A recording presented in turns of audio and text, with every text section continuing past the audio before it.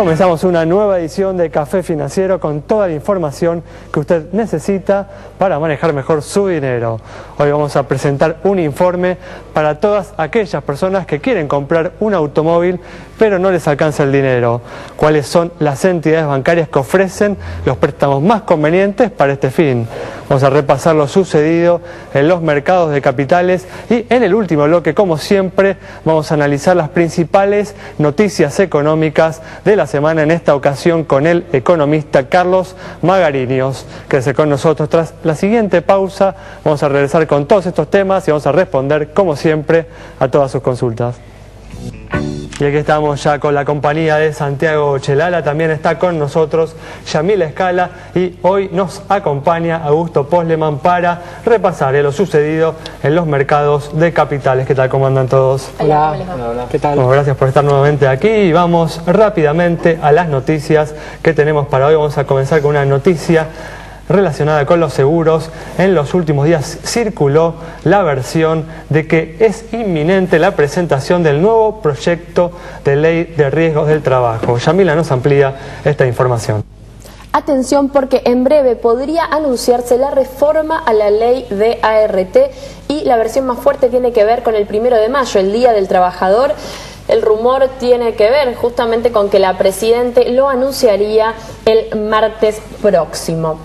Esta semana se llevó a cabo la Semana de la Seguridad y la Salud en el Trabajo y ahí el ministro Tomada habló justamente de la demorada reforma, la proximidad del proyecto y la necesidad de llegar a un consenso a la brevedad, de alguna manera, con lo cual también esto contribuye a la versión de la que hablamos. Recordemos que el proyecto tendría como objetivo de alguna manera terminar de dirimir el conflicto entre la CGT y los empresarios respecto del reclamo de la central de que los empleados, los trabajadores que sufran un accidente o que tengan una enfermedad puedan, por un lado, recibir la prestación dineraria que les da la CGT y, por otro lado, denunciar, demandar a su empleador por los otros mecanismos. Por su parte, las empresas con la otra postura respecto de que existe una opción, ¿sí?, y no esta doble vía. Por su parte, la Superintendencia de Riesgos del Trabajo haciendo hincapié en la necesidad de la prevención y con un objetivo básico, el de disminuir la litigiosidad y, por otro lado, darle mayor previsibilidad a las empresas y hacer especial hincapié en aquellos casos que más preocupan y que tienen que ver con las lesiones permanentes y el aporte de los componentes de, cuando ocurren estos casos, para los trabajadores que puedan tener herramientas más rápidas, más eficaces a la hora de tener que enfrentar este conflicto. Veremos de todas maneras qué sucede y estaremos muy atentos, sin lugar a dudas, al contenido. Muy bien, importante que se avance, que se corrija esta indefinición legal que hoy persiste, que aumenta los costos laborales, afectando de manera indirecta justamente al trabajador, que es el que debe ser principalmente beneficiado por cualquier avance en esta materia. Vamos a cambiar ahora de tema, vamos a presentar un informe para todas aquellas personas que quieren comprar un automóvil pero no les alcanza el dinero. ¿Cuáles son las entidades bancarias que ofrecen los préstamos más convenientes para este fin?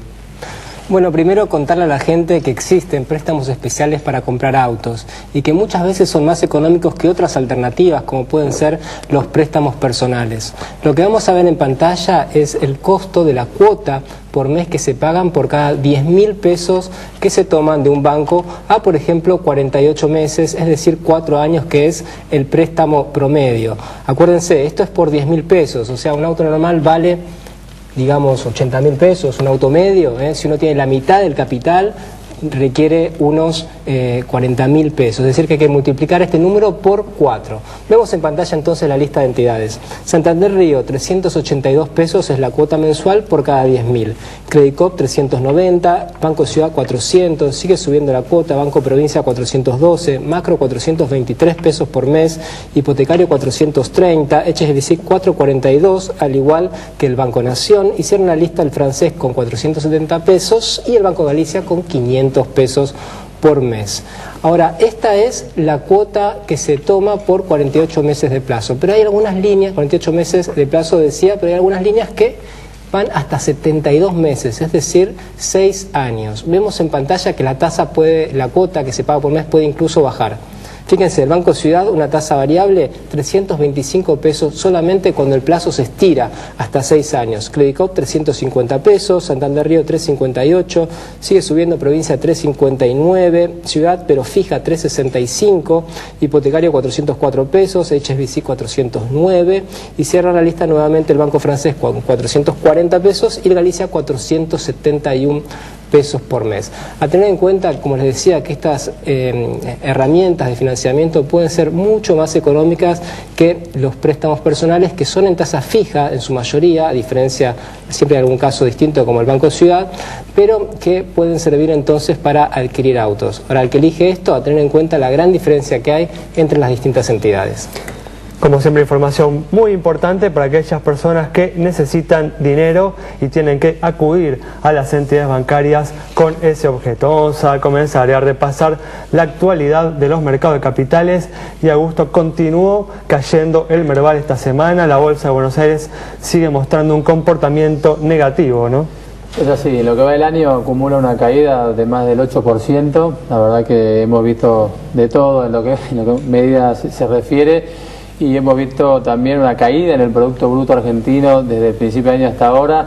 Eso lo reflejan los valores de las compañías, ¿no? Uno ve el precio actual, que tiene por definición su valor en referencia a lo que puede esperarse en el futuro. Es decir, las ganancias futuras de las compañías valuadas a hoy es lo que debería ser el precio actual de lo que son las acciones en el mercado. Y claramente estamos viendo una desaceleración en el PBI argentino. Eso se refleja en el nivel de actividad y las ganancias proyectadas de las compañías. Estamos viendo valores casi mínimos, un mercado argentino, el Merval, en 2.200 y monedas, son valores realmente bajos, e incluso con un volumen de operaciones muy bajo. Hay como muy poco interés, ¿eh? Estamos viendo el producto, ¿no?, de la desconfianza en el futuro económico de Argentina, ¿no?, por parte de los inversores. Yo diría más bien incertidumbre, no sé si desconfianza, pero incertidumbre seguro. Esto es lo que genera poca previsibilidad hacia adelante y quita interés, ¿no?, en este tipo de activos que uno no tiene una renta asegurada, como es el caso de los activos de renta fija y los bonos, sino que uno depende exclusivamente del valor del precio en el mercado. Entonces, sí, la incertidumbre no es una buena noticia para este mercado. Muy bien, perfecto. Nos vamos con esta información a un corte. En instantes estamos nuevamente de regreso. Aquí estamos nuevamente y es momento de comenzar a responder las consultas que nos han enviado sobre el estado de las entidades bancarias. Y vamos a comenzar con la pregunta de Marcela sobre el Banco Provincia.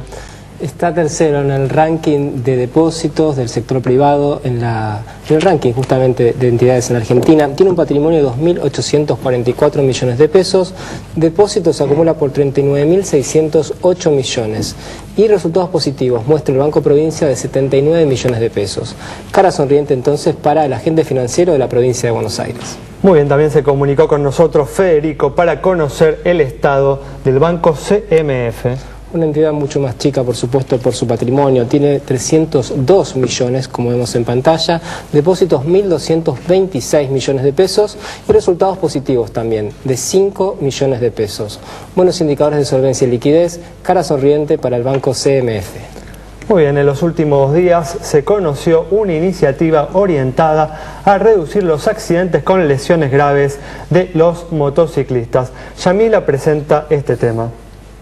Es así, un proyecto de ley que apunta a la seguridad vial, pero específicamente a lo que son las motos, y la idea es promover que la Agencia Nacional de Seguridad Vial arbitre todas las medidas necesarias para que la compra-venta de no solo motos, sino motocicletas, motonetas, cuatriciclos, triciclos, motovehículos y todo este tipo de vehículos, justamente cuando haya una compra-venta de alguno a través de una agencia comercializadora, a través de los locales, ¿no?, que se dedican a esto, se haga con la inclusión del casco, que esto sea obligatorio, un casco homologado, normalizado y certificado. ¿Y por qué esto es tan importante? Por un lado, porque existe legislación jurisdiccional al respecto, pero básicamente esto se tiene que extender a nivel nacional y por otro lado se tiene que controlar. En especial, no solo por la aplicación, sino también por el tipo de casco que se incluye cuando, se dice que se vende con con el casco, y después, bueno, es un casco que no cumple los requisitos que sabemos que son fundamentales si realmente lo que se apunta es a disminuir la mortalidad que causa, el aumento de la mortalidad que causa el no uso del casco. Estamos hablando que un 31% de las lesiones graves en accidentes de tránsito involucran a motociclistas y que el casco disminuye el 73% de la mortalidad y el 85% de las lesiones graves.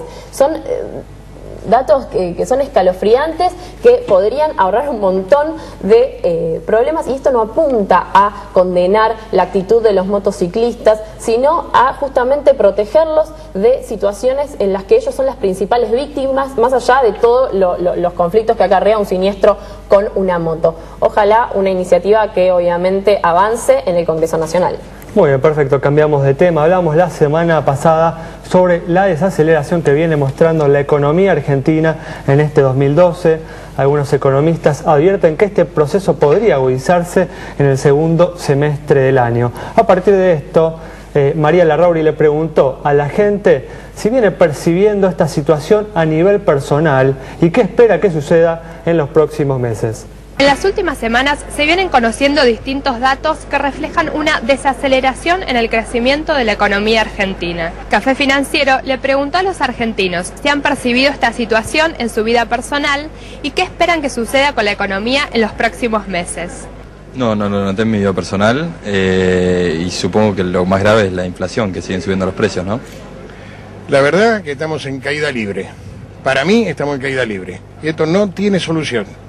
Cuando la manzana está podrida arriba, las otras se van contagiando todas. Se nota menos consumo, se nota todo mucho más caro y los ingresos de la gente que no trabaja en relación de dependencia son cada vez menores o cuesta más mantener el nivel de ingresos. Yo espero que las cosas mejoren para bien de todos, pero no tengo ninguna expectativa en ese sentido. Sí, desde mediados del año pasado hay un enfriamiento en la economía. Se ve la cantidad de cheques rechazados que hay, los locales, las ofertas que están viniendo, encarecimiento, una inflación que está descontrolada. Es obvio que hay una desaceleración de la economía y que no creo que en este año se vuelva a reactivar. Es más, creo que se va a empeorar este año.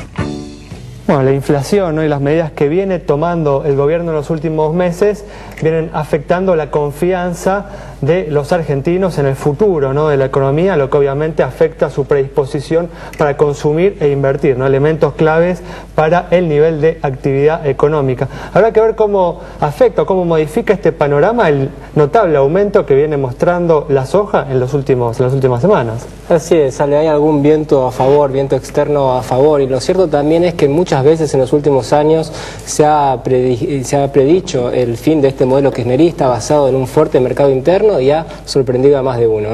Muy bien, perfecto, vamos a cambiar de tema y vamos a repasar ahora lo más importante que dejaron esta semana los mercados de capitales internacionales.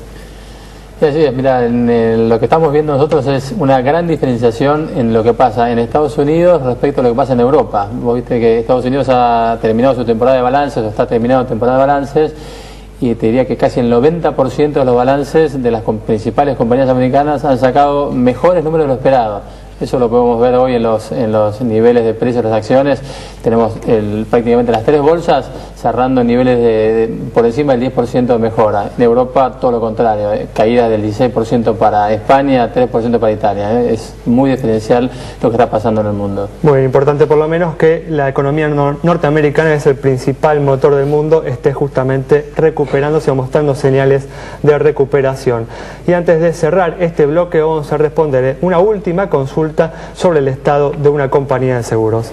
Para Gabriela, que nos consultó sobre la situación de la compañía Mapfre, esta empresa presenta un activo de 1.193 millones de pesos, un pasivo de 872 millones, patrimonio 320 millones, resultado 46 millones y 783 millones de pesos como primas. Informa 3.227 juicios, con lo cual, con indicadores que se condicen con los del promedio del mercado, es que le otorgamos la luz verde de nuestro semáforo a una empresa que ocupó el puesto nada más y nada menos que número 3 en el ranking de los premios Prestigio Seguros. Muy bien, cerramos el bloque de esta manera. En instantes estamos con ustedes analizando los principales temas económicos de la semana. Aquí estamos ya con la presencia de Carlos Magariños. ¿Qué tal, Carlos? ¿Cómo andás? ¿Cómo estás? Muy bien, muchas gracias por invitarme. Bueno, gracias por venir. Con Carlos vamos a analizar las principales noticias económicas de la semana. Una semana en la que se publicaron estadísticas que reflejan que las restricciones a las importaciones que se vienen implementando están logrando el objetivo pretendido, ¿no? Justamente al provocar una importante caída en las importaciones, el superávit comercial de marzo se ha duplicado, ha crecido más de un 100%. Así que a partir de esto, Carlos, justamente la pregunta tiene que ver con si crees que estos resultados que se vienen obteniendo son resultados que van a mantenerse en el tiempo o son resultados temporales. Bueno, yo creo que el gobierno tiene la capacidad de mantener los resultados en el tiempo porque diseñó un botón rojo para curvar las importaciones todo lo necesario. Lo importante es saber si esto le sirve al consumo, le sirve al consumidor y si le sirve a la industria y en qué medida puede afectar el nivel de actividad. Creo que el gobierno actuó muy bien como bombero para resolver una emergencia frente a un nivel de salida de capitales que estaba alterando el funcionamiento de la economía y amenazaba la dinámica del balance de pagos. Y en ese sentido, los controles fueron efectivos y funcionaron. Por eso frenó esa salida de divisas en todos los frentes y justamente en ese sentido ha resuelto la situación. Pero ¿cuál es el costo, ¿no? justamente de esas medidas que se han tomado? Bueno, yo te confieso, Alejandro, no soy un fundamentalista en este terreno. Todos los países adoptan medidas de control y administración del comercio. Lo importante es tener mucha flexibilidad, no exagerar. Si esto es una medida temporal, bueno, es entendible. Si es una medida permanente, me parece completamente desaconsejable porque va a afectar el nivel de incorporación de tecnología, el nivel de empleo, la disponibilidad de productos, ¿no? Este es el problema más serio. Como medida de emergencia para paliar los efectos de la salida de capitales es comprensible. Por otra parte, Carlos, ¿no? En la medida en la que continúa el proceso inflacionario, justamente eso no va a provocar a la larga que los exportadores cada vez tengan menos posibilidad de exportar y que el superávit comercial se vaya achicando, por más que el gobierno ponga todo tipo de restricciones a las importaciones? Sí, eso va a ocurrir. Mi visión es, para sintetizar este tipo de compleja problemática, es tratar de encontrar uno o dos elementos que funcionan como disparador y explicativo de los límites que tiene la dinámica de la organización económica actual. En primer lugar, para mí el problema principal es la salida de capitales, que recrudeció después del pico de 2009, se calmó en 2010 y ahora estamos de vuelta en una situación compleja. Eso refleja falta de confianza de los operadores económicos, de los actores de la economía, en la estabilidad a largo plazo del modelo, en los resultados que pueden obtener invirtiendo en este modelo.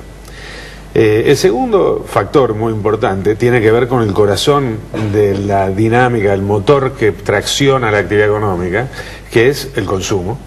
Y por lo tanto, yo le presto mucha atención a la evolución del salario, ¿no? Nosotros en Macrovisión, la compañía que tenemos con Esteban Fernández Medrano, hemos calculado la evolución de un índice de salario industrial ajustado por productividad y expresado en tipo de cambio multilateral. Entonces uno ve ahí una caída fenomenal del 30% en el 2002 cuando se produce la devaluación, pero respecto a un nivel 100 ahora estamos en el 140%, es decir que todo lo que se había ganado con esa devaluación se perdió y además estamos un 40% por encima de los niveles que teníamos en esa época. ¿Qué significa esto? Significa que la estrategia de seguir fogoneando el consumo, aumentando el salario, tiene un límite. Y por eso los capitales salen, porque piensan que el tipo de cambio ajustará esa diferencia. La alternativa al tipo de cambio, que es el método que yo llamo el del carnicero, ¿no? La alternativa, la más sofisticada, lo que hacen por ejemplo en Estados Unidos, es decir, bueno, vamos a aumentar la productividad. Aumentar la productividad requiere incorporación de tecnología. Y en ese terreno es donde tenemos problemas con los controles de importaciones, con las restricciones a utilizar los ahorros de los argentinos afuera. Es decir, hemos llegado a niveles de controles que francamente me parecen insostenibles en el mediano plazo. Ahora, Carlos, esta semana se dio a conocer también que el gobierno acudió a la caja del Banco Central y del Banco Nación. ¿Te parece que es sustentable la política fiscal así en el largo plazo? No, sí, yo pienso que estamos en un momento económico en el mundo donde sería muy inteligente usar el ahorro externo. El mundo está muy líquido, está reevaluando de los valores de riesgo que tienen las economías latinoamericanas. Basta con ver las tasas a las que colocan deuda los países vecinos.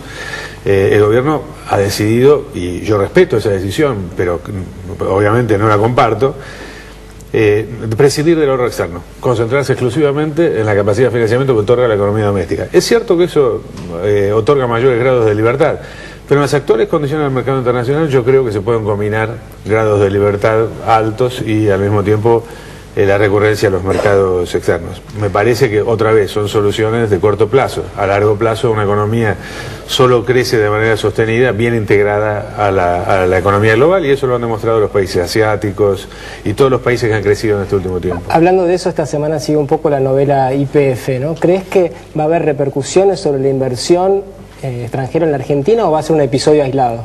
No, yo creo que va a haber repercusiones sobre la inversión. Y me parece que el gran elemento que puede limitar el precio que se paguen por las acciones que le corresponden a Repsol. Yo siempre digo que en este tema el gobierno tiene las facultades que le otorga la Constitución para expropiar aquellos bienes que les parecen estratégicos o sobre los que declara una necesidad y utilidad pública. Está claro que el balance energético habilita al gobierno a plantear la utilidad pública de recuperar la empresa hidrocarburífera nacional. Otras empresas petroleras de la región son todas de mayoría de capital estatal. Todo eso está bien, pero es muy importante pagar un precio apropiado por las acciones y seguir los procedimientos legales para evitar que una decisión de esta naturaleza tenga un impacto negativo en la comunidad internacional. Marcás, ¿no?, la existencia justamente de distintos desequilibrios, ¿no?, en el ambiente o en la situación macroeconómica, ¿no? ¿Crees que tiene un plazo este modelo sin correcciones, que se puede extender en el tiempo este modelo sin realizar modificaciones a esos desequilibrios? Mira, Alejandro, yo deseo fervientemente que todos los desafíos que tiene por delante el modelo económico sean superados. Creo además que se pueden superar con un poco de flexibilidad y pragmatismo. El gobierno lo ha demostrado en el pasado, hay que pensar que lo va a demostrar en el futuro y espero que así sea para que Argentina evite transitar otras crisis. Hoy se ven suficientes recursos en la economía por el Banco Central, por la caja YPF y por otra serie de instrumentos que pueden utilizarse como para resolver las exigencias de financiamiento del plazo más corto. El tema que yo me planteo es el siguiente. En el mundo se está produciendo una revolución que solo tuvo lugar en el siglo XIX. La clase media mundial se está moviendo desde los países desarrollados hacia los países emergentes. Hoy, en Asia, tenemos 28% de la clase media mundial, definida como gente que gasta entre 10 y 100 dólares, que tiene un 23% del gasto total. En 2020, esa gente va a ser el 54% del total y va a gastar el 42% total de la clase media mundial. ¿Nosotros queremos participar de esos flujos? Bueno, vamos a tener que integrarnos a la economía mundial. Creo que hay muchas oportunidades, no vale la pena desperdiciarlas. Bueno, Carlos, muchas gracias por haber participado. Nos vamos entonces con este análisis de Carlos Magariños, advirtiendo o mencionando o señalando, destacando los desafíos, ¿no?, que afronta la economía argentina justamente para integrarse exitosamente al mundo que se viene en los próximos años. Gracias por haber estado ahí. Nos reencontramos el próximo martes a las 17 horas aquí en Metro.